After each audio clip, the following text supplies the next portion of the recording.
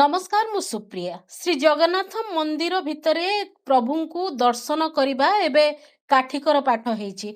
घंटा घंटा धाड़ी रे छिड़ा हवा सत्ते अनेकों को सुजोग मिलू नाही।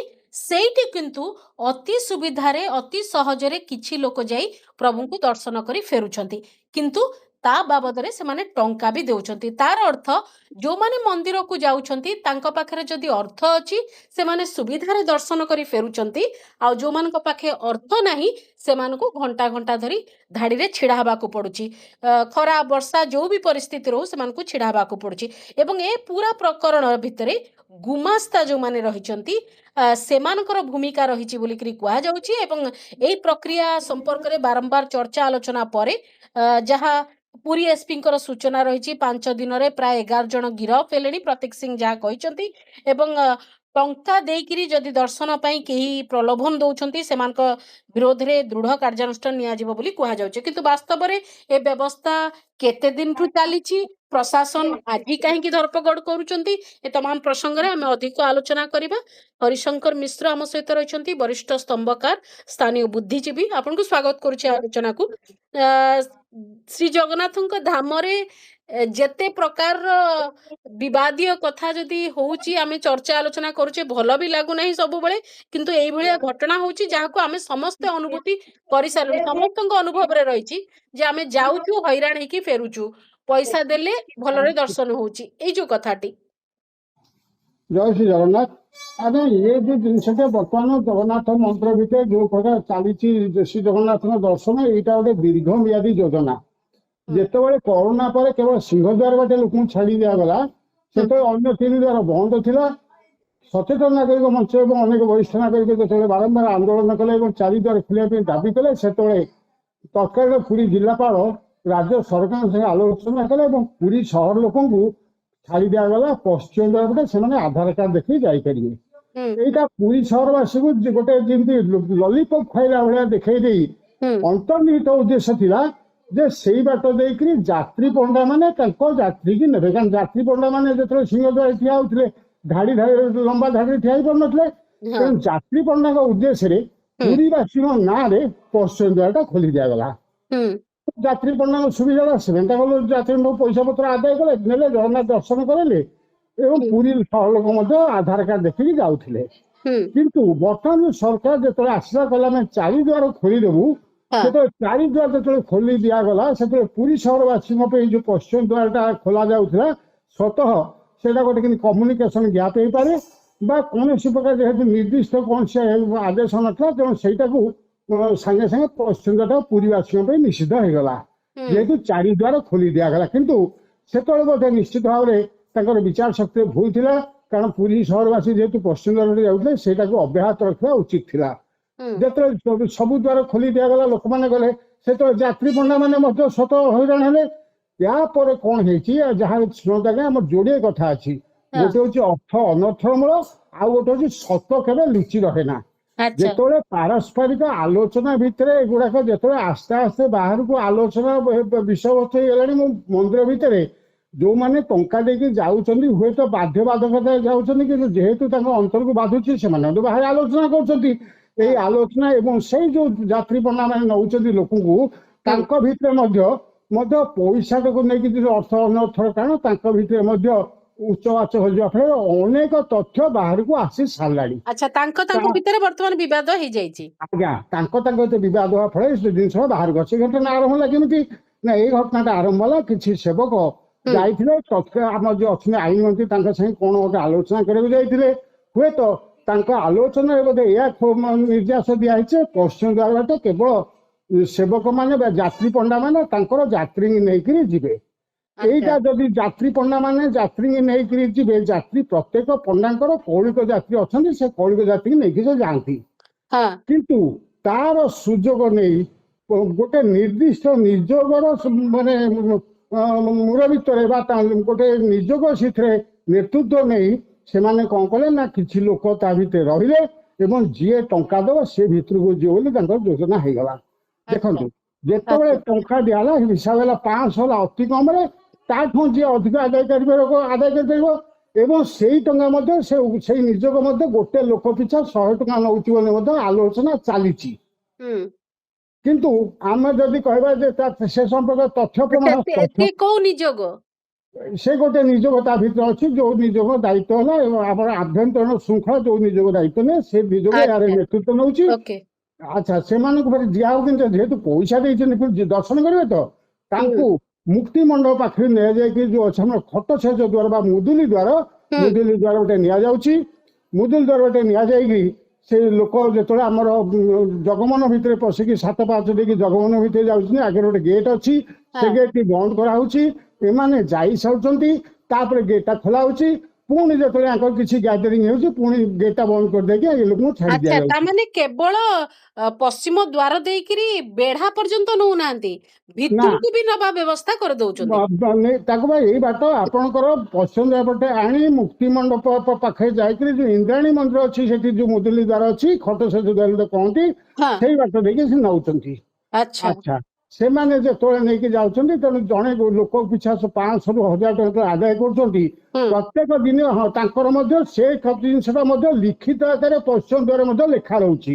ଆଚ୍ଛା। ଯାତ୍ରୀ ପଣ୍ଡାଙ୍କ ନାଁ କଣ, ତମେ କେତେ ଜଣ ଲୋକଙ୍କୁ ନେଲ ଏବଂ ସେତିକି ଆଚ୍ଛା। ଟଙ୍କା ତ ଦିଅ।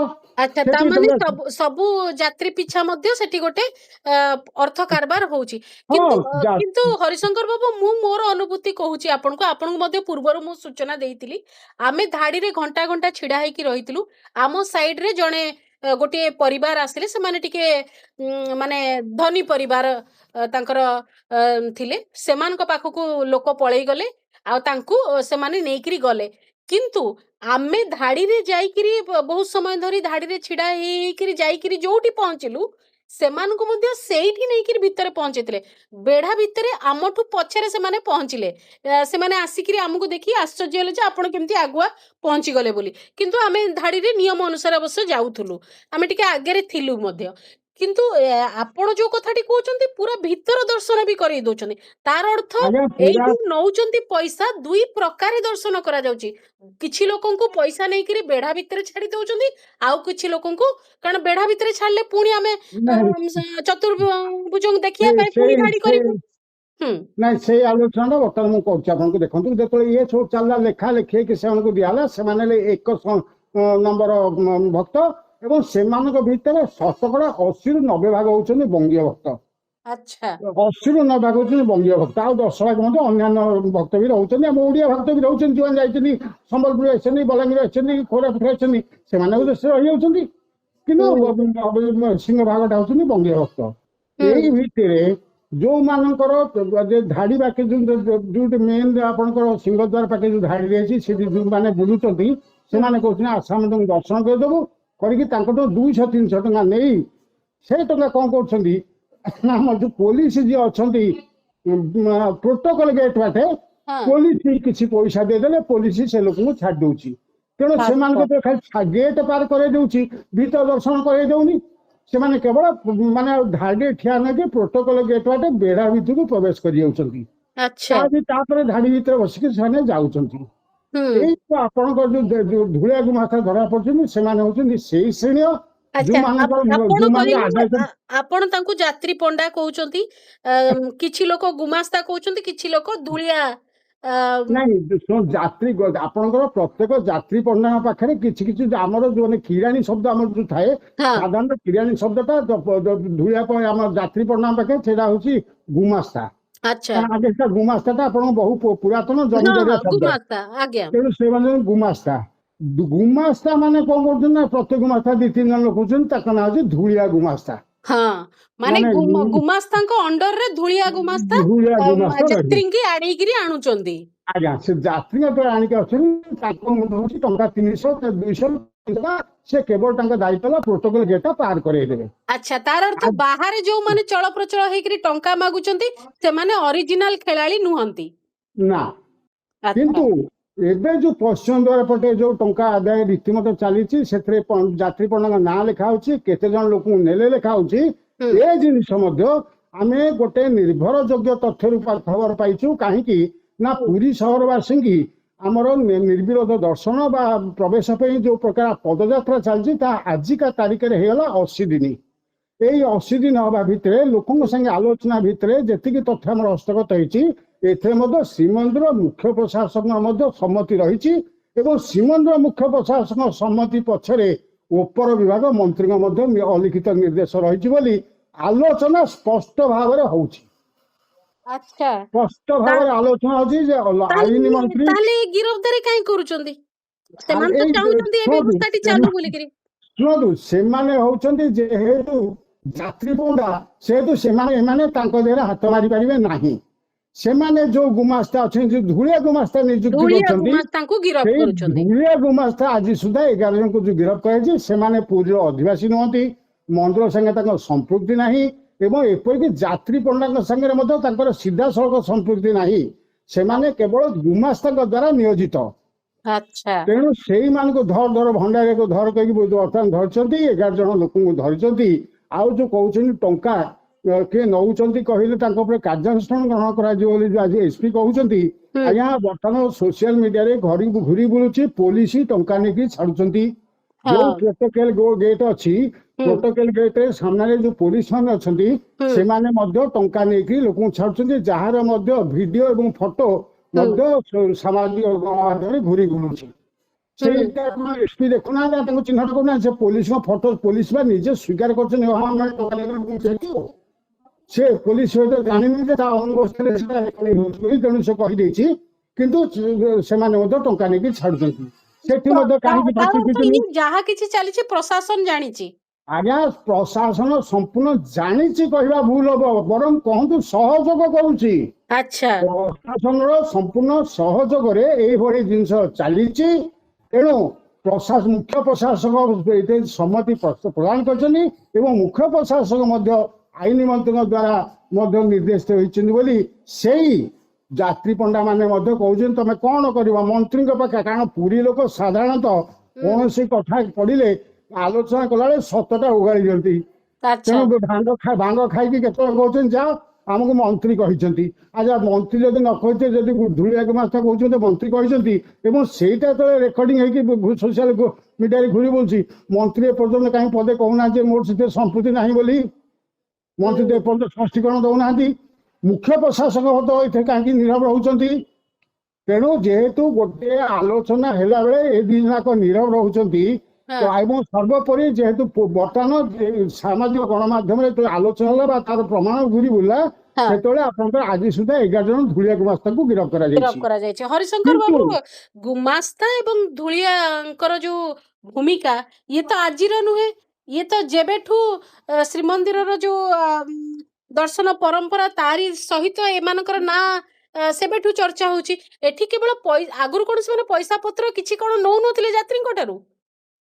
ଆଜ୍ଞା ଆମେ ଜାଣିଛୁ ଭଲ ଭାବରେ, ସେତେବେଳେ ଯାତ୍ରୀ ପଣ୍ଡା ମାନେ ଯେତେବେଳେ ଆସନ୍ତି ଦୂର ଦୂରାନ୍ତ ଯାତ୍ରୀ, ତାଙ୍କୁ ରହିବାର ସୁଯୋଗ ଦିଅନ୍ତି, ହଁ, ତାଙ୍କୁ ମହାପ୍ରସାଦ ସେବନ କରାନ୍ତି, ତାଙ୍କର ହଁ, ଖାଇବା ପିଇବା ଦିଅନ୍ତି। ଆମେ ମଧ୍ୟ ନିଜ ଆଖିରେ ଦେଖିଛୁ ଆଜ୍ଞା, ଷ୍ଟେସନରେ ନେଇ ହଁ, ଯଦି ଯାତ୍ରୀଙ୍କ ପାଖରେ ପଇସା ନଥିବ, ତାହେଲେ ହାତରୁ ପଇସା ଦେଇ ଟିକଟ କାଟି ଯାତ୍ରୀଙ୍କୁ ଛାଡୁଥିଲେ। ଏବଂ ହଁ। ସେମାନେ ଯେତେବେଳେ ବାର୍ଷିକ ଥରେ ତାଙ୍କ ଅଞ୍ଚଳକୁ ବୁଲିବାକୁ ଯିବେ, ସେତେବେଳେ ସେ ପଇସା ଏମାନଙ୍କୁ ସେ ପରିଶୋଧ କରୁଥିଲେ ଏବଂ ସେମାନଙ୍କର ବଂଶାବଳୀ ମଧ୍ୟ ଯାତ୍ରୀ ପଣ୍ଡାଙ୍କ ପାଖେ ଏବେ ବି ଉପଲବ୍ଧ ଅଛି। ଆଚ୍ଛା, ସେମାନେ ଯୋଉ ହଉଛନ୍ତି ଯୋଉ ବହୁ ପୁରୁଣା। ତାଙ୍କର ଏପରିକି ଆମର ପୂର୍ବତନ ରାଷ୍ଟ୍ରପତି ରାମନାଥ କୋବିନ୍ଦଙ୍କର ମଧ୍ୟ ହଁ, ବଂଶାବଳୀ ମାନେ ଯାତ୍ରୀ ପଣ୍ଡାଙ୍କ କିଏ ପାଖରେ ରହିଛି। ତାଙ୍କର କୌଳିକ, କିଏ ପଣ୍ଡା, ସେଇଟା ସେ ଲିଖିତ ଭାବରେ ତାକୁ ଥାଏ। ଲିଖିତ ରଖିଛନ୍ତି। ହଁ, ତେଣୁ ସେତେବେଳେ ଯାତ୍ରୀ ପଣ୍ଡା ଏବଂ ଯାତ୍ରୀଙ୍କ ଭିତରେ ଗୋଟେ ଯୋଉ ଭଳିଆ ସମ୍ପର୍କ ଥିଲା, ହଁ, ସେ ବଡ ମମତାମୟ ସମ୍ପର୍କ ଥିଲା, ସେ ବଡ ମାନେ ଆଧ୍ୟାତ୍ମିକ ସମ୍ପର୍କ ଥିଲା। କିନ୍ତୁ ହୁଁ। ବର୍ତ୍ତମାନ ସେ ସମ୍ପର୍କଟା ଟଙ୍କାରେ ପରିଣତ ହେଉଛି, କାରଣ ବର୍ତ୍ତମାନ ଯାତ୍ରୀମାନେ ସେ କେହି ଯାତ୍ରୀ ପଣ୍ଡା ଆମେ ତ ରହୁନାହାନ୍ତି। ଭାବୁଛୁ ଯେ ଆଜି ଦିନରେ ଯେମିତି ମାନେ ମନ୍ଦିର ମଠ ସବୁ ଜାଗାରେ, ଯେମିତି ସବୁ ଧର୍ମାନୁଷ୍ଠାନରେ ଯୋଉ ଅର୍ଥ ସର୍ବସ୍ୱ ସବୁ ପ୍ରକାର ହେଇଛି, ଆପଣ ଦେଖନ୍ତୁ, କହିବା ଉଚିତ ନୁହେଁ କିନ୍ତୁ ଏହା ହଉଛି ଫ୍ୟାକ୍ଟ ଯେ ମହାପ୍ରସାଦର ମଧ୍ୟ ବିଭିନ୍ନ ପ୍ରକାର ଭେଦ ରହିଛି। ଆପଣ ହଁ ନିଜେ ଜାଣିଛନ୍ତି ଯେ ଆଜ୍ଞା ମହାପ୍ରସାଦ ଜାଣିଥିବା ଲୋକଙ୍କଠୁ ଆଣିଲେ ତାର କେମିତିଆ ସ୍ଥିତି, ଆଉ ଅଜଣା ଜାଗାରୁ ଆଣିଲେ କଣ ହୁଏ, ତାକୁ ଆଜ୍ଞା କହିବାକୁ ବି ଠିକ ଲାଗୁନି, କିନ୍ତୁ ଏଇଆ ହିଁ ହଉଛି ପରିସ୍ଥିତି। ହଉ ଆଜ୍ଞା ଖଜାକୁ ନେଇକିରି ସମସ୍ୟା ରହିଛି।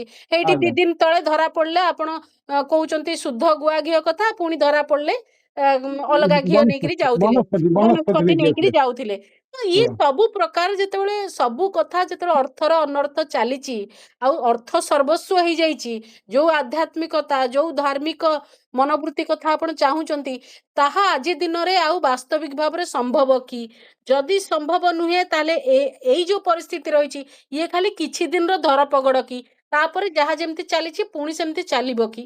ନିଶ୍ଚିତ ଭାବରେ ଆଜ୍ଞା, ଯେହେତୁ ଆପଣଙ୍କର ସେମାନଙ୍କର କଥା ଅନୁଯାୟୀ ଯେହେତୁ ତାଙ୍କ ପଛରେ ମନ୍ତ୍ରୀ ମୁଖ୍ୟ ପ୍ରଶାସନ ସମୟ ରହିଛି, ସେଟା ନିଶ୍ଚିତ ଭାବରେ ଚାଲିବ। ଦ୍ୱିତୀୟ କଥା ଆପଣ ହିସାବ କରିବା ଆମେ ଯଦି ଆମର ପ୍ରତିଦିନ 1200 ରୁ 1500 ଲୋକ ଯାଆନ୍ତି ଏବଂ 500 1000 ଟଙ୍କା ଦିଅନ୍ତି, ତାହେଲେ ପ୍ରତିଦିନ ତାଙ୍କର ରୋଜଗାର 12 ଲକ୍ଷ ଟଙ୍କା, ବର୍ଷକୁ ସେ ଟଙ୍କା ହେଲା 3,60,00,000। ଆଚ୍ଛା। ବର୍ଷକୁ 3 କୋଟି, ମାସକୁ 3,60,00,000 ଟଙ୍କାରୁ ଯେତିକି ମଧ୍ୟ କିଛି ଅଂଶ ନିଅନ୍ତି ସେମାନେ ମଧ୍ୟ ତାଙ୍କର ପୁରୀରେ ଆଜ୍ଞା ଦେଖନ୍ତୁ, ଏଇ ଯୋଉ ଅବଢା କଥା କହିଲେ ଆପଣଙ୍କର, ତାଙ୍କର ମଧ୍ୟ ଏମିତି ହିସାବ ଅଛି ଯେ ଯାହାର ଯେତିକି ପଇସା ସେମାନେ ସଚ୍ଚୋଟ ଭାବରେ ତାଙ୍କୁ ସେତିକି ପଇସା ଦେଇଦେବେ। ଆଚ୍ଛା। ସେତେବେଳେ ଯୋଉମାନେ ପଇସା ଆଦାୟ କରୁଛନ୍ତି ସେମାନେ ମଧ୍ୟ ହିସାବ କରିକିରି ଲୋକ ହିସାବରେ ତାଙ୍କୁ ମଧ୍ୟ ପଇସା ଦଉଛନ୍ତି। ଯେତିକି ଭାଗ ନେଉଛନ୍ତି ସେଥିରେ ଅନ୍ୟାନ୍ୟ କର୍ମଚାରୀ ମଧ୍ୟ ଭାଗ ନେଉଛନ୍ତି। ଯୋଉମାନେ ସେଠି ଜଗୁଛନ୍ତି, ମାନେ ଶାରୀରିକ ସବଳ ଶ୍ରେଣୀ ଲୋକ 4-5 ଜଣ ସେଠି ରହୁଛନ୍ତି, ସେମାନେ ମଧ୍ୟ ଭାଗ ନେଉଛନ୍ତି। ଯୋଉମାନେ କି ଯାତ୍ରୀମାନେ ଆସିଲେ କାହାକୁ ପେଲିବେ, କାହାକୁ ଠେଲିବେ, କାହାକୁ ଆଲାଉ କରିବେ, କାହାକୁ ଆଲାଉ କରିବେନି, ଅନ୍ୟକୁ ଯାହା ଯାହା କହିବେ, କିନ୍ତୁ ଯିଏ ଟଙ୍କା ଦେଇ ତାକୁ ଆଗରେ ଭିତରବର୍ତ୍ତୀ କରିଦେବେ। ସେ ଯୋଉ ଶାରୀରିକ ପୁଷ୍ଟି ଥିବା ଲୋକ ବସୁଛନ୍ତି ସେମାନଙ୍କର ଭାଗ ଅଛି। ପଇସା ରୀତିମତ ଭାଗ ବଣ୍ଟା ହଉଛି। ଆପଣ ଦେଖନ୍ତୁ, ଯଦି 3,60,00,000 ଟଙ୍କା ବର୍ଷକୁ ମାସକୁ ସେଠୁ ଆଦାୟ ହଉଥାଏ ଏବଂ ଆଦାୟ ହଉଛି ବୋଲି ମଧ୍ୟ ସେମାନଙ୍କ ଭିତରେ ଆଲୋଚନା ହଉଛି, ଏବଂ ଆପଣ ଯଦି କୋଉ ସମୟରେ ଗୋଟେ ଅତର୍କିତ ଭାବରେ ପହଞ୍ଚିଯିବେ, ତାହେଲେ ଆମ ପୁରୀର ସେବକଙ୍କର ଯୋଉ ଭଳିଆ ପୋଷାକ, ତାଙ୍କର ସେ ମଠା ଚାରିପଟା ଟଙ୍କା ବୁଝୁଳି ଆପଣ ମଧ୍ୟ ଦେଖିବାକୁ ପାଇବେ। ଯଦି ଏତେ ସତ୍ତ୍ୱେ ଆପଣଙ୍କର ପୋଲିସ ଏସପି କହନ୍ତି ଯେ ଆମର ଯଦି ପ୍ରମାଣ ପାଇବୁ ଆମେ ତାଙ୍କ ଆକ୍ସନ ନବୁ, ତାହେଲେ କଣ ଆଜ୍ଞା ତାଙ୍କର ଇଣ୍ଟେଲିଜେନ୍ସ କାମ କରୁନି? ତାଙ୍କର ସିସିଟିଭି କାମ କରୁନି? ତାହେଲେ ଏଭଳିଆ ଧର୍ମକୁ ଆଖିଠାର ମାରିକିରି ଏ ଯୋଉ ଆମର ଏସପି ବିବୃତ୍ତି ଦେଇଛନ୍ତି, ସେଇଟା ଯେତିକି ହାସ୍ୟାସ୍ପଦ। ଏବେ ଏଇ ପ୍ରକାର ପ୍ରକ୍ରିୟା ଦୀର୍ଘ ଦିନ ଧରି ଚାଲିବ ଏବଂ ଯେ ପର୍ଯ୍ୟନ୍ତ ଏହା ଉପରେ ଗୋଟେ ବଡ଼ ଧରଣର କାର୍ଯ୍ୟାନୁଷ୍ଠାନ ଗ୍ରହଣ କରାଯାଇନି ସେ ପର୍ଯ୍ୟନ୍ତ ଏହା ନିଶ୍ଚୟ ଚାଲିବ। କିନ୍ତୁ ବଡ଼ ଧରଣର କାର୍ଯ୍ୟାନୁଷ୍ଠାନ ନବ କିଏ? ଯଦି ଉପର ମହଲର ସମର୍ଥନ ଥାଏ ତାହେଲେ ନବ କିଏ? କେବେ ତଳତଳିଆ ଲୋକ ତ ନେଇପାରିବେନି। ତେଣୁ ଏଇଭଳି ପରିପ୍ରେକ୍ଷୀରେ ବର୍ତ୍ତମାନ ଯେହେତୁ ଶ୍ରୀମନ୍ଦିର ପ୍ରଶାସନ ସମ୍ପୂର୍ଣ୍ଣ ଭାବରେ ସେବକ ମାନସ ହେଇଯାଇଛି। ଆଗେ ସେବକ ମାନେ ପ୍ରଶାସନିକ କାର୍ଯ୍ୟରେ କିଛି ଅସନ୍ତୁଷ୍ଟ ହଉଥିଲେ, ସବୁ ସେବକ ମାନେ ଏକଦମ ସନ୍ତୁଷ୍ଟ। ବର୍ତ୍ତମାନ ଦେଖନ୍ତୁ, ସମସ୍ତ ସେବକ ବର୍ତ୍ତମାନ ପ୍ରଶାସନ ଉପରେ ସନ୍ତୁଷ୍ଟ। ତାହେଲେ ତା ମୂଳରେ କଣ ହଉଛି? ତାଙ୍କର ଅଯାଚିତ ସାହାଯ୍ୟ କରାଯାଉଛି ବା ସମର୍ଥନ କରାଯାଉଛି ବା ସହଯୋଗ କରାଯାଉଛି ବୋଲି ଆଉ ଗୋଟେ କଥା ମୁଁ ଭଲ ଭାବରେ ଏଇଟା ଆପଣଙ୍କର ଅନୁଭବରୁ ଯାତ୍ରୀପଣ୍ଡା ମାନେ ସେବକମାନେ ଅଛନ୍ତି ସେମାନଙ୍କୁ ଆଜ୍ଞା ବଶୀଭୂତ କରିବାକୁ ହେଲେ ଏକମାତ୍ର ମାଧ୍ୟମ ହଉଛି ଟଙ୍କା। ସେମାନେ କେବଳ ଆଚ୍ଛା। ଟଙ୍କାରେ ହିଁ ବଶୀଭୂତ ହୁଅନ୍ତି। ଯେହେତୁ ଆଗରେ ଯାତ୍ରୀପଣ୍ଡା ମାନେ ଘର ରଖିଥିଲେ, ସେଠି ଯାତ୍ରୀପଣ୍ଡା ରଖୁଥିଲେ, ବର୍ତ୍ତମାନ ତା ନାହିଁ। ବର୍ତ୍ତମାନ ସମସ୍ତେ ଅଛନ୍ତି ହୋଟେଲରେ ରହୁଛନ୍ତି। ତେଣୁ ଟଙ୍କାଟା ଆଦାୟ ହଉଛି ପଶ୍ଚିମ ଦ୍ୱାର ପାଖରେ। ଯଦି ଗୋଇନ୍ଦା ନିଯୁକ୍ତି କରାଯିବ, ସିସିଟିଭି ଲଗେଇ ଦିଆଯିବ, ତାହା ମଧ୍ୟ ସ୍ପଷ୍ଟ ହବ, କିନ୍ତୁ ତାହା କରାଯିବ ନାହିଁ ବା ଏମାନେ କରିପାରିବେ ନାହିଁ। ତେଣୁ ପଶ୍ଚିମ ଦ୍ୱାର ଯୋଉ ଖୋଲା ଥିଲା ପୁରୀ ସହରବାସୀଙ୍କର ଏବଂ ଯାତ୍ରୀ ପଣ୍ଡାଙ୍କୁ ତା ଭିତରେ ଛାଡ଼ି ଦିଆଯାଉଥିଲା, ସେଇଟା ବନ୍ଦ ହେଉଥିଲା। ଏଇଟା ତାର ପରିବର୍ଦ୍ଧିତ ପରିମାର୍ଜିତ ସଂସ୍କରଣ। ଏଥିରେ ପୁରୀ ଲୋକମାନେ ବହୁତ କ୍ଷତିଗ୍ରସ୍ତ ହେଲେ ଏବଂ ସମ୍ପୂର୍ଣ୍ଣ ସହଯୋଗ ଏବଂ ସମ୍ପୂର୍ଣ୍ଣ ଅର୍ଥ ରୋଜଗାର କରିନେଲେ ଯାତ୍ରୀ ପଣ୍ଡା ମାନେ, ଏବଂ ସେତେ ଟଙ୍କାରେ ମଧ୍ୟ ଗୋଟେ ନିଯୋଗ ଇଏ ଯେହେତୁ କେବଳ ତାର ହରିଶଙ୍କର ଅଗ୍ରଣୀ ବାବୁ ଭୂମିକା କେବଳ ନେଉଛି ସେ ମଧ୍ୟ ଟଙ୍କା ପାଉଛି। ଇଏ ହରିଶଙ୍କର ବାବୁ କେବଳ ଅର୍ଥ ଦେଣ ନେଣର କଥା ନୁହେଁ, ଇଏ ହଉଛି ବାହାରୁ ଆସୁଥିବା ଯାତ୍ରୀ କୋଉ ପ୍ରକାର ଅନୁଭବ ନେଇକିରି ଯାଉଛନ୍ତି। ଯିଏ ସେମାନେ ଜାଣିଲେ ଯେ ଏଠି ପଇସା ଦେଲେ ଶୀଘ୍ର ଦର୍ଶନ ହେଇଯାଏ, ପଇସା ନଥିଲେ ଡେରି ପର୍ଯ୍ୟନ୍ତ ଥାଉ, ଲାଇନରେ ଛିଡା ହେଇକିରି ରହୁ, ଏଇସବୁ ଅନୁଭୂତି ବି ତ ନେଇକି ଯାଉଛନ୍ତି ନା ଯାତ୍ରୀ। ଆଜ୍ଞା, ଏଇଟା ଆପଣ ଯଦି କେହି କେବେ ଯଦି ସ୍ପଷ୍ଟ ଭାବରେ ଗୋଟେ ଏଇ କଥା ଜାଣିବା ପାଇଁ ଯଦି ଶ୍ରୀମନ୍ଦିର ଚାରି ପାଖେ 2-4 ଘଣ୍ଟା ବୁଲିବ, ଏକଥା ସେ ଖୋଲମ ଖୋଲା ଆଲୋଚନା ହଉଥିବାର ନିଶ୍ଚିତ ଭାବରେ ଶୁଣିବ। ହଁ। ଆମେ ବି ଶୁଣୁଛୁ। ହଁ। ସେମାନେ ଟଙ୍କାଟା ଦେଇକିରି ଯେତେବେଳେ ଯାଉଛନ୍ତି, ଗୋଟେ ଲୋକ ଆସିଛି ତା ପାଖେ ପଇସା ନାହିଁ, ସେ ଯାଉଛନ୍ତି କୋରାପୁଟରେ ଅଛି ଓଡ଼ିଆ ଲୋକଟିଏ, ସେ ଜାଣିଛି ନିଃଶୁଳ୍କ ଦର୍ଶନ। ସେ ଯେତେବେଳେ ଲେଖୁছে ଟଙ୍କା ନେଲେ ଦର୍ଶନ ହେଇପାରୁନି, କୌଣସି ତାର ଗାଡ଼ି ଛାଡ଼ି ଦଉଛି, ସେ ବାଧିକି ଟଙ୍କାଟା ଦଉଛି। ବାଧ୍ୟ ହେଇକି ଆଜ୍ଞା, ଟଙ୍କା ଦେଲା ଦଉଛି। ପରେ ତାদের ନିଶ୍ଚୟ ଖାଇବା ପିଇବା ଅସୁବିଧା ହଉଛି। ତେଣୁ ହଁ। ସେମାନେ ବହୁତ ଅସନ୍ତୋଷ ହଉଛନ୍ତି। ଏ କଥାଟା ପ୍ରତି ମୁହୂର୍ତ୍ତରେ ପ୍ରତି ସମୟରେ ଶ୍ରୀମନ୍ଦିର ଚାରି ପାଖରେ ଆଲୋଚନା ବିଷୟବସ୍ତୁ ହଉଛି। ଆହୁରି ଆପଣଙ୍କୁ ଗୋଟେ କଥା କହିଦଉଛି ବର୍ତ୍ତମାନ ଧୂଳିଆ ଗୁମାସ୍ତା ମୁଁ ଯାହା କହିଲି ଆପଣ ଗୁମାସ୍ତା ନିଯୁକ୍ତି କରୁଛନ୍ତି ଧୂଳିଆ ଗୁମାସ୍ତା। ହଁ ଆଉ ଗୋଟେ ଜିନିଷ ହେଲାଣି ବର୍ତ୍ତମାନ ହୋଟେଲ ମାଲିକ ମାନେ ଡାଇରେକ୍ଟ ଅଟୋ ରିକ୍ସାଙ୍କ ଜରିଆରେ ମଧ୍ୟ ଯାତ୍ରୀ ପ୍ରଣାଳୀ ସାଙ୍ଗେ ଯୋଗାଯୋଗ କରିଦଉଛନ୍ତି। କାରଣ ତାଙ୍କର ହୋଟେଲ ବ୍ୟବସାୟ ବଢେଇବାକୁ ହେଲେ ଅନ୍ୟତମ ମାଧ୍ୟମ ହେଉଛି ଜଗନ୍ନାଥଙ୍କର ନିର୍ବିରୋଧ ଦର୍ଶନ। ସେମାନେ ଆଚ୍ଛା ମଧ୍ୟ କହୁଛନ୍ତି ଆମେ ଆପଣଙ୍କୁ ଦର୍ଶନ ଆଚ୍ଛା କରିଦେବୁ। ମାନେ ତାଙ୍କ ଆମ ନିର୍ଦ୍ଦିଷ୍ଟ ଆମ ହୋଟେଲରେ ରହିଲେ ଆପଣଙ୍କୁ ଜଗନ୍ନାଥ ଦର୍ଶନ ଆମେ ଆଜ୍ଞା ସୁବିଧାରେ କରେଇଦବୁ। ତାର ଚାକ୍ଷୁଷ ପ୍ରମାଣ ଯଦି ଆପଣ ଜାଣିବାକୁ ଚାହିଁବେ ତାହେଲେ ସେ ହେଉଛି ଶ୍ରୀ ଦାଣ୍ଡ।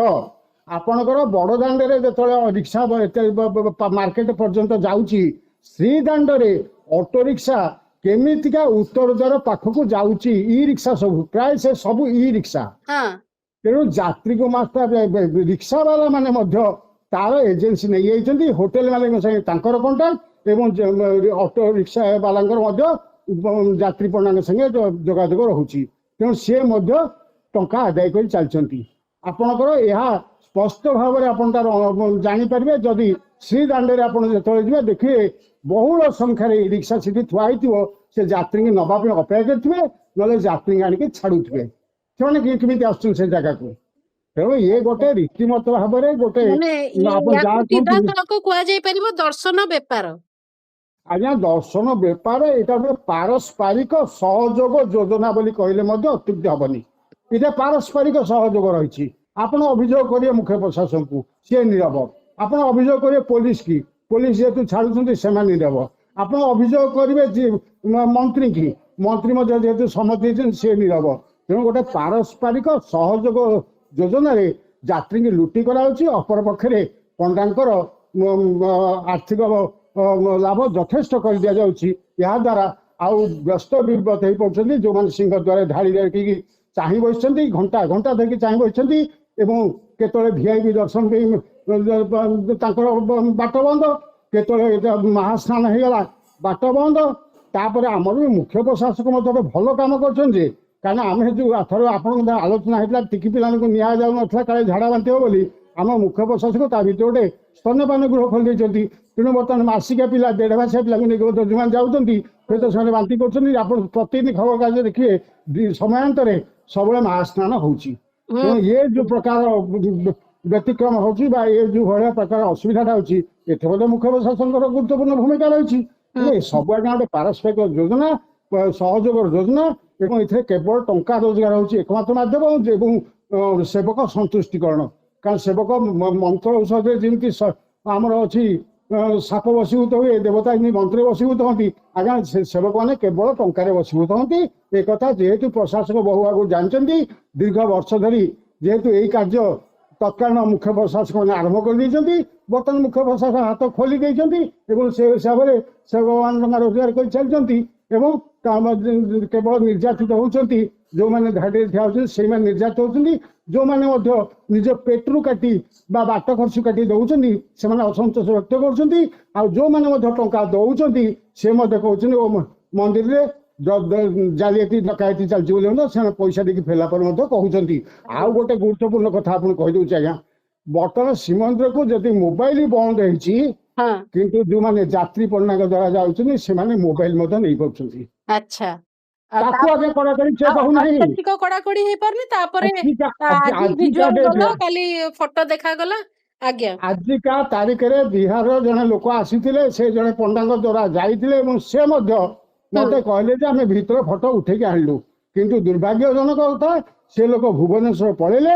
ମୁଁ ତାଙ୍କ ମୋବାଇଲରୁ କୌଣସି ଫଟୋ ପାଇପାରିଲି ନାହିଁ ବା ସେ ମତେ ଦେଲେ ନାହିଁ ନହେଲେ ଆଜି ମଧ୍ୟ ମୁଁ ତାଙ୍କୁ ଭାଇରାଲ କରିଥାନ୍ତି। ସେମାନେ ମଧ୍ୟ ମନ୍ଦିର ଭିତରେ ଫଟୋ ଉଠଉଛନ୍ତି କାରଣ ଯେହେତୁ ଟଙ୍କା ଦଉଛନ୍ତି ତାଙ୍କୁ ସବୁ ଛାଡେ ତାଙ୍କର ଚେକିଂ ହବନି ଭେରିଫିକେସନ ହବନି କିଛି ହବନି ସେମାନେ ଭିତରେ ଫଟୋ ଉଠଉଛନ୍ତି।